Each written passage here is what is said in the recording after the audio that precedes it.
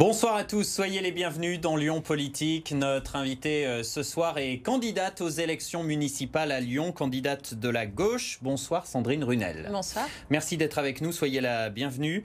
En face de vous, il y a Antoine Comte, rédacteur en chef de Tribune de Lyon, notre expert politique. Bonsoir Antoine. Bonsoir à vous. Tribune de Lyon, magazine, partenaire de cette émission. Comme d'habitude, quelques éléments de portrait sur notre invitée, sur vous Sandrine Runel.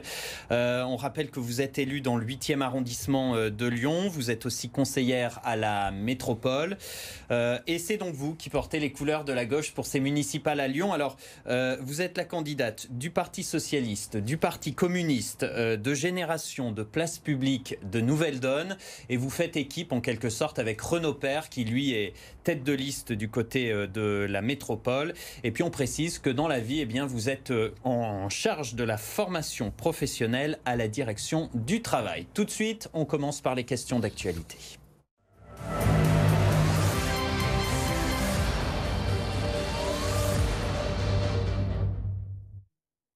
Avec l'entrée en service ce matin des vélos électriques, c'est la grande nouveauté pour se déplacer dans l'agglomération, pour inciter les Lyonnais à laisser la voiture pour prendre le vélo, pour se déplacer. C'est une nouveauté que vous saluez, j'imagine ?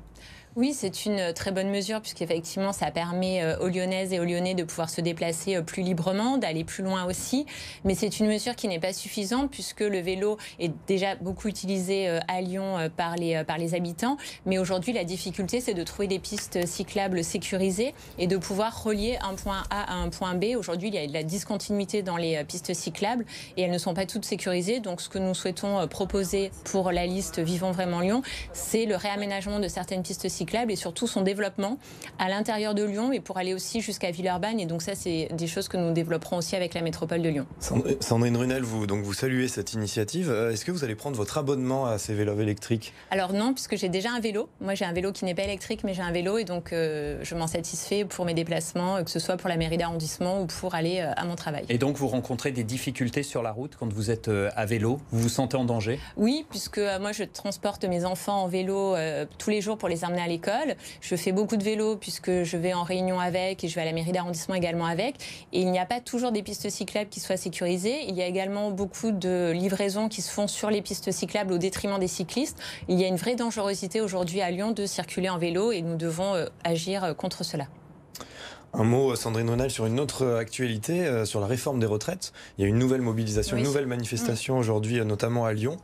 Est-ce que ça sert encore à quelque chose de manifester finalement? Alors il y a eu un regain de mobilisation, un petit regain, mais est-ce que ça sert encore à quelque chose de manifester? Est-ce que les syndicats ont perdu la partie finalement? Non, alors j'étais à la manifestation aujourd'hui, ce matin, comme à toutes les autres par ailleurs.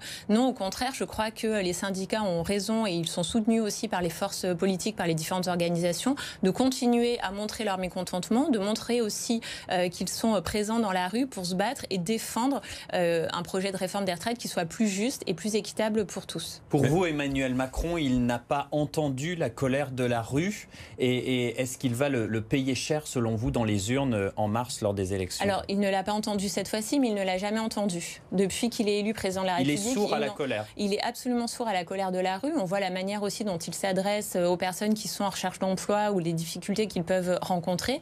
Il n'entend jamais les colères de la rue. Et là, je crois qu'effectivement, il va y avoir aussi un regain, une mobilisation assez forte, un vote anti-Macron pour les élections municipales.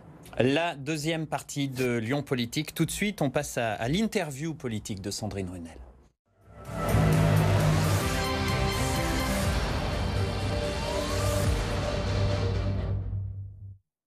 La première question avec Antoine. Sandrine Runel, on va parler du dernier sondage qui est sorti, sondage Opinionway, dans lequel vous êtes crédité de 11% d'intention de vote à la ville de Lyon. Donc une hausse de 5 points par rapport au précédent sondage. Mais on voit bien quand même qu'avec ce score-là, ça va être très difficile pour vous d'être élue prochaine maire de Lyon. Vous êtes d'accord avec ce constat? Non, je suis plutôt assez optimiste sur le vote des prochaines élections municipales. Je pense, et je l'ai dit à plusieurs reprises, que nous serons aussi la surprise. Le vote utile à gauche, c'est la liste que je porte, et donc vraiment, nous souhaitons accentuer le développement de cette ville avec des mesures écologiques, sociales et aussi démocratiques. Les sondages sont ce qu'ils sont, effectivement. Il faut les croire, ces sondages, ou pas? Parce que 11%, c'est quand même un score qui est très faible. C'est pas un score qui est très faible. Je vous rappelle que le Parti socialiste, aux dernières élections européennes, sur Lyon, faisait 7%. Donc on voit bien en fait qu'il y a justement une nouvelle dynamique qui se met en place. Aussi du fait du renouvellement et de cette génération que nous portons dans nos listes, avec des nouvelles têtes de liste qui sont aussi renouvelées, une équipe qui est dynamique et qui a envie d'agir pour la ville. Les sondages sont ce qu'ils sont. Ça nous donne aussi une température. La difficulté sur Lyon, c'est que ce sont des arrondissements. Et donc on sait très bien qu'il y a des arrondissements qui nous sont plus favorables que d'autres. Et donc ces 11% sont une moyenne. Mais nous souhaitons bien sûr continuer à œuvrer et à travailler sur le terrain au plus près des arrondissements pour pouvoir faire un score bien plus important que celui-là. En tout cas, pour espérer l'emporter, il faudra faire des alliances politiques au second tour. Alors avec qui? Il y a les écologistes de Grégory Doucet, il y a l'ancien maire et dissident macroniste Georges Képénékian, Nathalie Perrin-Gilbert, la très à gauche maire du 1er arrondissement. Avec qui? Avec les trois? Avec les écologistes? Comment vous pouvez nous expliquer ça? Je crois que ce qui est important de retenir de ces sondages, c'est que personne ne peut gagner seul, ni au premier ni au deuxième tour. Donc les alliances seront bien évidemment nécessaires. Aujourd'hui, pour répondre à votre question très clairement, il n'y aura pas d'alliance de notre liste avec La République En Marche, que ce soit avec La République En Marche officielle de Yann Cucherat ou avec la dissidence portée par Georges Képénékian, puisque pour moi, il n'est absolument pas dissident, il est de La République En Marche. Il attend un tournant qui n'arrive absolument pas. Il nous avait promis des mesures beaucoup plus sociales, mais aujourd'hui, on voit quand même qu'ils sont soutenus par tous les députés macronistes lyonnais. Donc les alliances, elles se feront bien sûr plutôt nous avec les forces écologistes. Concernant Nathalie Perrin-Gilbert, on voit bien qu'elle est dans l'incapacité aujourd'hui de se retrouver avec quiconque au deuxième tour. On voit bien qu'au premier, elle est très esselée. D'ailleurs, juste pour reprendre votre présentation initiale, les Insoumis, une partie des Insoumis nous ont rejoints. C'est bien la preuve aussi qu'elle est dans l'incapacité de travailler avec eux et de rassembler à gauche. Donc je suis assez fière de porter cette liste de gauche, et justement les alliances au second tour se feront avec des gens qui ont envie de continuer à travailler dans ce sens. Ça sera suffisant, les écologistes, seulement avec le score des écologistes, parce que vous êtes à 11%, les écologistes sont plutôt bien placés, mais est-ce qu'il ne faut pas justement tous vous unir pour faire une vraie force de gauche en capacité de l'emporter? Alors moi je regrette qu'elle n'ait pas souhaité s'engager dans notre démarche, et qu'elle n'ait pas souhaité nous rejoindre, ce qu'a fait l'ensemble des forces politiques, et c'est quand même assez unique à Lyon pour ce premier tour, de voir l'ensemble de la gauche rassemblée autour de ma candidature. Mais justement, vous dites votre bannière, la gauche unie, c'est pas un peu du marketing dans le sens où il y a une vraie dispersion de la gauche? On l'évoque, les écolos, Nathalie Perrin-Gilbert, il y a un éclatement de l'offre au niveau de la gauche. Alors, la gauche, elle est portée par ma candidature. Les écologistes se revendiquent de l'écologie, mais absolument pas de gauche. D'ailleurs, on voit bien au niveau national ce que dit leur responsable politique Yannick Jadot sur le fait que l'écologiste n'est ni à droite ni à gauche. On voit bien aussi qu'à Paris, il serait en capacité de rejoindre Villani. Donc voilà, pour nous, on attendra de voir aussi ce que veulent faire les écologistes au second tour. Pour nous, l'écologie est à gauche, bien évidemment, mais on attendra. C'est votre partenaire privilégié. C'est notre partenaire privilégié, bien entendu. Il y a énormément de choses qui nous rapprochent, qui nous rassemblent avec Europe Écologie Les Verts. Il y a beaucoup de similitudes quand on lit vos programmes. Mais alors, sur quoi vous n'êtes pas d'accord? Quelles sont encore les divergences? Il y a bien des choses qui vous font tiquer chez les écolos, qui ne vous plaisent pas? Nous, c'est pragmatique. Ce que nous voulons porter pour Lyon, c'est une réalité, et c'est des mesures qui soient vraiment écologiques, vraiment sociales et vraiment démocratiques. Le programme des écologistes, il est très axé sur la question de l'urgence climatique et de l'environnement. Ce que nous souhaitons nous mettre en avant aussi, c'est cette question de la solidarité. Et donc nous avons des mesures qui effectivement concilient l'environnement, mais aussi la solidarité. Je vous donne un exemple. Les écologistes ont annoncé 100% de bio dans les cantines. Aujourd'hui, c'est pas réaliste. Donc nous avons, nous, au sein de la gauche, cette vision pragmatique de la ville, cette vision aussi réaliste, faire en sorte que du 100% bio dans les cantines, on sait qu'on ne pourra pas le réaliser dès mars 2020, dès la rentrée 2020. Par contre, on sait que sur du long terme, on peut arriver à concilier du local et de l'alimentation biologique. Ils sont un peu monomaniaques, les écolos? Sur l'urgence climatique, Je ne dirais pas ça comme ça, je vous laisse la paternité de ce terme, mais effectivement, il y a quand même aussi une focale très importante sur cette question de l'urgence climatique. On est sur des élections locales, on est sur des enjeux locaux, et donc bien évidemment, il faut aussi agir sur l'ensemble des compétences de la ville de Lyon. Sandrine Runel, quand les écologistes proposent de fermer le zoo du parc de la Tête d'Or, vous êtes pour, vous êtes contre? Non, je suis absolument contre Pourquoi cette idée, parce que c'est le plus grand zoo gratuit d'Europe. Et ça, je crois que c'est assez important aussi de mentionner que c'est un zoo qui est gratuit.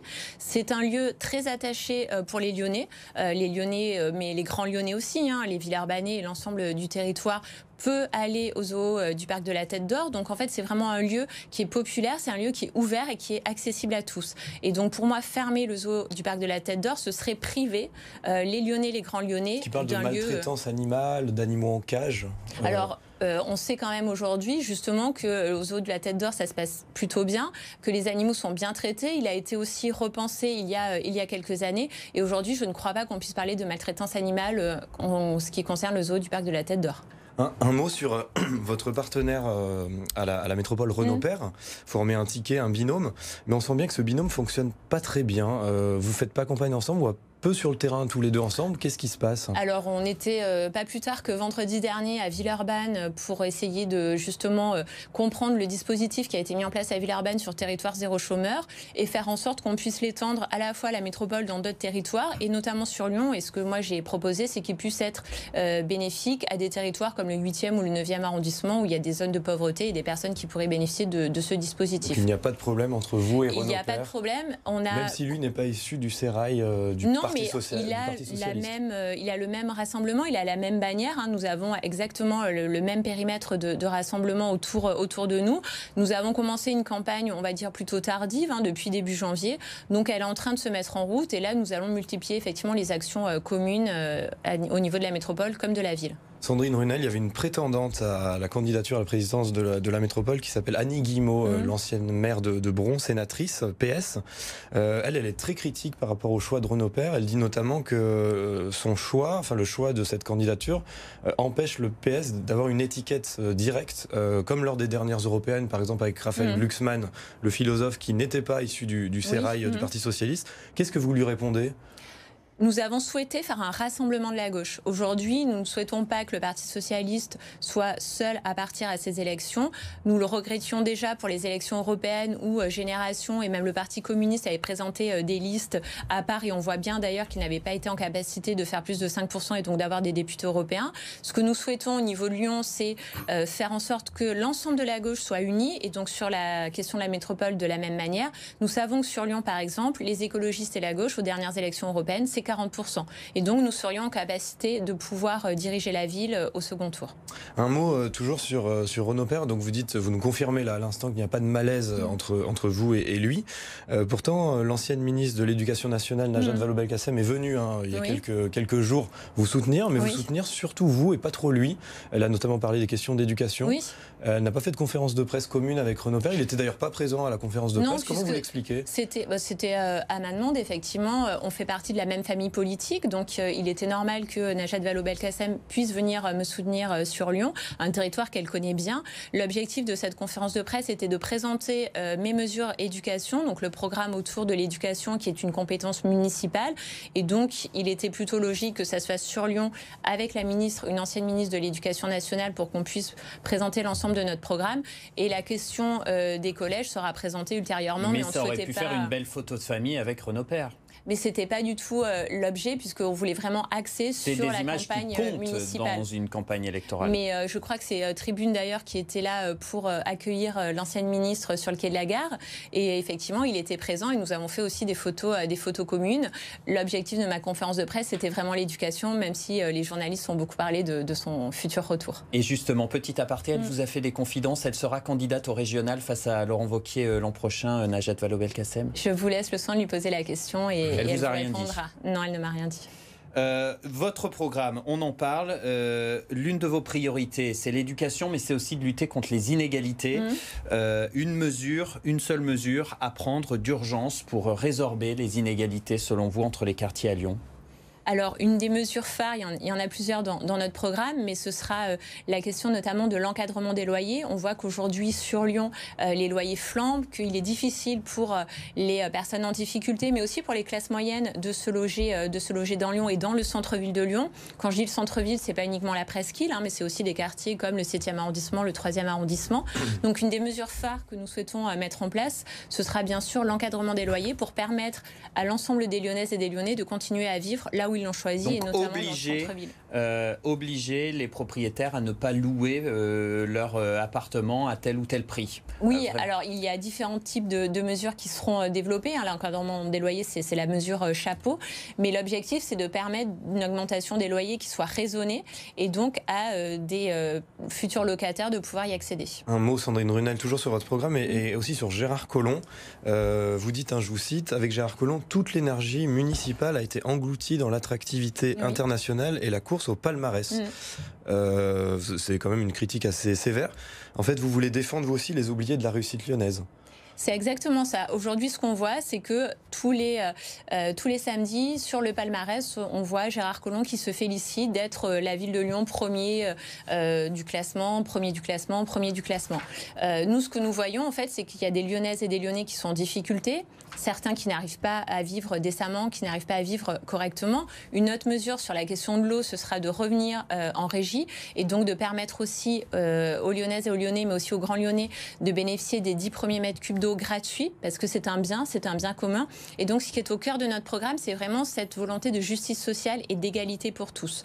Donc oui, la critique sur Gérard Collomb, elle est vraie. Ce qu'on voit aujourd'hui, c'est que Lyon est une vitrine, une très belle vitrine où il est agréable de vivre pendant 4 jours en Airbnb sur la presqu'île. Ça veut dire que Gérard Collomb, pour vous, il a perdu en route toutes ses valeurs sociales et ce n'est plus du tout un homme de gauche? Ah, plus du tout. Et je crois que la démonstration, elle est faite depuis 2017, depuis le moment où il a aussi choisi de quitter le Parti Socialiste et de rejoindre La République En Marche. C'est quand même le premier fervent d'Emmanuel Macron. Mais la rupture, pour moi, elle est bien avant ça. Elle est dès 2014 sur les programmations qui avaient été annoncées dans son programme, dans son projet, et qui n'ont jamais vu le jour et qui n'ont pas vu non plus de succès par rapport à ce qu'il avait annoncé. Sandrine Runel, parmi les enjeux de cette élection municipale, il y a aussi la sécurité, qui est quand même une thématique importante. Face à la délinquance, aux incivilités qui se répètent dans certains quartiers, à la Guillotière, à Gerland, ça vous a pas échappé. Est-ce qu'il faut augmenter le nombre de policiers municipaux? Alors, ce que nous souhaitons faire, nous, c'est faire en sorte qu'il y ait des brigades de l'incivilité spécialisées. Donc, ce sera des policiers municipaux, en effet, qui seront formés, spécialisés sur les questions de prévention, mais aussi de dissuasion, notamment pour protéger. On voit que les premières victimes, ce sont quand même aujourd'hui les agressions homophobes, en fait. Donc, il va falloir véritablement agir là-dessus, mais aussi les femmes qui sont souvent agressées avec du harcèlement de rue. Donc, on veut mettre le paquet à ce niveau-là. Mais ça veut dire des recrutements ou des agents qui sont déjà en fonction? Ça veut dire à la fois des agents en fonction qu'on mettra en brigade, mais aussi pouvoir expérimenter, notamment dans certains quartiers. Vous parlez du 7e, mais aussi c'est valable pour le 8e, des brigades canines qui pourraient aussi revoir le jour dans certains quartiers. Et puis également travailler avec la métropole de Lyon, puisque c'est une de ses compétences, sur la question de la prévention spécialisée et faire en sorte que des éducateurs de rue, des éducateurs sportifs soient déployés en soirée et le week-end également. Donc occuper le terrain. Oui, exactement. Il y a besoin aujourd'hui de se sentir en sécurité, notamment le soir, pour des personnes qui sont vulnérables. Et la vulnérabilité, elle est liée effectivement à la question de l'orientation sexuelle, mais aussi à la question de la religion. Il y a beaucoup d'agressions de ce type. Et puis à la question du harcèlement de rue pour les femmes qui sont quand même de grandes victimes de tout ça. Vous êtes pour ou contre la vidéosurveillance? La vidéosurveillance, c'est une bonne chose, mais elle n'est pas suffisante. Donc la vidéosurveillance, en fait, elle sert a posteriori, une fois que l'agression a eu lieu. Donc si on ne met pas des personnes supplémentaires sur le terrain, on pourra avoir des images de la vidéosurveillance sur l'agression, mais ça n'empêchera pas l'agression d'avoir lieu. Pour ça, il faut vraiment donc des policiers ou des éducateurs dans les rues. Exactement, sur le terrain. On parle de l'éducation, vous l'aviez évoqué, c'est un autre thème qui est au cœur de votre programme. Qu'est-ce que vous proposez? Qu'est-ce que vous, futur maire de Lyon, peut-être pouvez proposer en termes d'éducation? Alors sur la question de l'éducation, nous avons connu depuis 8 ans sur Lyon 3 rythmes scolaires différents, puisque Gérard Collomb n'avait pas souhaité appliquer la réforme telle qu'elle avait été proposée par le gouvernement de l'époque. Nous avons changé il y a quelque temps sur un mode avec le retour à 4 jours, alors que ce n'était pas un souhait des parents et que les fédérations de parents d'élèves s'étaient mobilisées justement pour rester à 5 matinées par semaine. Aujourd'hui, nous sommes un certain nombre à faire le constat que ça a été fait en dépit du bon sens, avec une pseudo-concertation, comme ils ont l'habitude de faire à la ville de Lyon ces dernières années. Donc ce que nous souhaitons faire, en fait, c'est pouvoir consulter les parents, faire en sorte que les temps de garderie soient gratuits, ce qui n'est pas le cas aujourd'hui, pour que ces temps-là soient des temps aussi de vivre ensemble et de mixité sociale. Aujourd'hui, du fait de la tarification de ces heures de garderie, les enfants les plus en difficulté, ceux dont les familles ne peuvent pas se payer ce temps-là, ne restent pas à la garderie. Et donc, on perd en mixité, on perd en vivre ensemble et en équilibre. Sandrine Runel, est-ce qu'il faut construire de nouvelles écoles ? Par exemple, il y a des arrondissements comme le 7e avec une démographie croissante. Oui, qui a explosé, bien sûr. Il faut construire de nouvelles écoles ? Oui, il faut construire de nouvelles écoles. Nous avons réfléchi et programmé la construction de 5 nouveaux groupes scolaires, en plus des 3 qui sont déjà programmés et qui ont vu le jour. Aujourd'hui, c'est un principe de réalité. Il y a des arrondissements sur lesquels la population a bien augmenté, sur lesquels ce sont des familles qui viennent s'installer, et c'est valable notamment pour le 3e, le 7e et le 8e arrondissement. Donc il y aura besoin de nouveaux groupes scolaires. Et dans ces nouveaux groupes scolaires, comme dans les écoles que nous allons rénover, nous souhaitons faire des écoles qui soient accessibles et qui soient respirables, avec de la végétalisation, avec des arbres, et débitumer les cours d'école, parce qu'aujourd'hui, on ne peut pas continuer comme ça. La suite de l'émission, on passe aux questions sans tabou.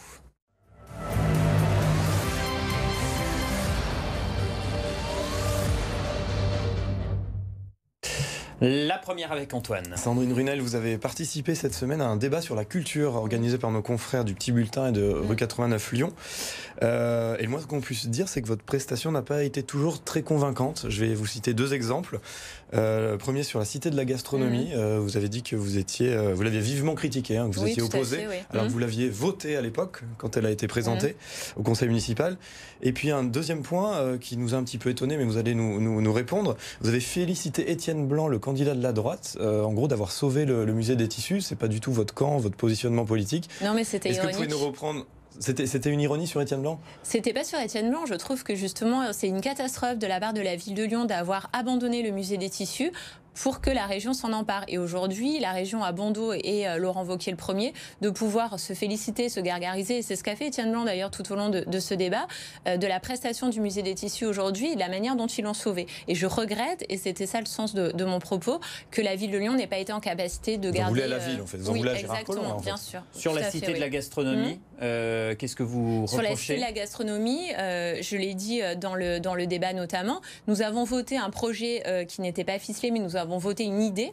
Aujourd'hui, la Cité de la Gastronomie, c'est juste un lieu avec une entrée qui est très très chère, c'est 24 €, et au final, vous vous retrouvez à pouvoir consulter 2 tablettes et avoir une dégustation à la fin de la visite. Ce que nous voulons à Lyon, et c'est inscrit aussi au patrimoine mondial, c'est revivre ce repas. Ce qui est important aujourd'hui, c'est le repas, c'est la qualité de vie à Lyon, c'est des traditions culinaires, et c'est ça qui serait important de mettre en avant autour de la Cité de la Gastronomie. Donc, si vous êtes maire de Lyon, vous revenez sur cette Cité de la Gastronomie? Sur le projet, en fait, pas sur la cité en tant que telle, mais sur le projet et sur l'intérieur, sur la conception même. C'est trop élitiste. C'est exactement ça. C'est même pas tellement élitiste. Aujourd'hui, c'est pas accessible en fait. Aujourd'hui, c'est vraiment pour une certaine partie de la population, à la fois pour des gens qui ont des moyens, mais surtout pour des gens qui en fait veulent juste aller visiter un lieu culinaire et gastronomique, mais pas pour des classes populaires. Vous souhaitez devenir maire de Lyon. Petite question, est-ce que vous pouvez nous rappeler quelle est la population de la ville de Lyon? 516 000 habitants. Ah oui, c'est très précis, effectivement, ce sont les derniers chiffres de l'INSEE. Autre question, le collectif Jamais sans toi a mené des actions encore cette semaine pour défendre les enfants qui sont scolarisés la journée mais qui dorment à la rue avec leurs parents, notamment des familles de migrants. C'est un manque de volonté politique, selon vous, cette situation, le fait que ces enfants soient encore à la rue en plein milieu d'année scolaire? Oui, j'étais à l'école Alix lundi pour effectivement le goûter solidaire qu'ils ont organisé, mais il y a également dans d'autres écoles, et notamment en Brillant, là où sont scolarisés mes enfants, des mobilisations, des collectifs. La question de l'hébergement d'urgence est une question que je connais bien, puisque ça a été quand même l'engagement de ma vie, et notamment un engagement professionnel très fort, et donc je continue à travailler sur ces questions-là. Et pour moi, c'est une manque de volonté politique de pouvoir faire en sorte que ces enfants puissent dormir à l'abri. Aujourd'hui, on voit que ces enfants dorment ou dans des classes, dans le meilleur des cas, avec leur famille, le soir, ou alors dans leur voiture. Et l'école, c'est pour pour nous, et c'est pour moi notamment, au cœur du projet de la gauche, et c'est vraiment un lieu d'émancipation et c'est un lieu d'accès aussi aux droits. Donc nous devons faire en sorte que ces enfants qui sont scolarisés aujourd'hui dans ces écoles le restent, mais qu'ils puissent avoir des conditions aussi d'éducation qui soient favorables et qu'ils ne dorment plus dehors. Sandrine Runel, Tribune de Lyon a révélé cette semaine les drôles de méthodes du camp Collomb pour faire figurer des candidats sur ses listes. Je pense que ça vous a pas échappé. L'entourage du maire candidat sélectionnerait par l'argent ses colistiers en fonction d'une grille tarifaire, en tout cas selon de nombreux témoignages qu'on a recueillis de candidats qui ont d'ailleurs quitté l'aventure. Que pensez-vous de ces pratiques, franchement ? Je trouve qu'aujourd'hui, ce ne sont pas des pratiques qui, dans le cadre d'une démocratie, devraient avoir lieu, puisque nous avons tous le même financement de notre campagne électorale. Nous devrions avoir tous les moyens. Et c'est aussi le principe qui a été voté dans le cadre de, justement, le financement des campagnes et des organisations politiques. Vous ne le faites pas au Parti Socialiste, non, on ne le fait pas, ni dans la gauche unie. On ne demande pas aux colistiers de s'engager financièrement dans cette campagne. Par contre, il peut y avoir des appels aux dons d'autres forces et d'autres citoyens qui veulent nous soutenir dans cette campagne. Mais aujourd'hui, il y a quand même cette possibilité-là qui est offerte par l'État de financer les campagnes politiques. Et donc, tout un chacun devrait avoir les mêmes moyens pour faire campagne. Dernière question sans tabou, question vérité. Vous êtes jeune, vous avez un profil assez nouveau monde. En toute franchise, en toute sincérité, est-ce que vous n'avez pas pensé à un moment donné rejoindre l'aventure En Marche en 2016-2017 avec Emmanuel Macron, comme l'ont fait beaucoup de socialistes? Non, c'est pas faute d'avoir eu des pressions pour le faire, mais absolument pas. Je suis fidèle à ma famille, qui est une famille de gauche et qui est la famille socialiste. Je suis au PS depuis 2005 et donc je continue cette aventure. Et au contraire, aujourd'hui, ce que nous voulons montrer au Parti socialiste, c'est que des jeunes générations, des gens qui sont mobilisés, des gens qui sont dans la vie active aussi, qui travaillent, des gens qui connaissent les problématiques quotidiennes des habitants, sont engagés politiquement. Et quand on voit l'état du PS, vous n'avez pas de regrets? Aucun regret, au contraire. Je contribue à faire en sorte que ça aille mieux. On passe à la dernière partie de l'émission.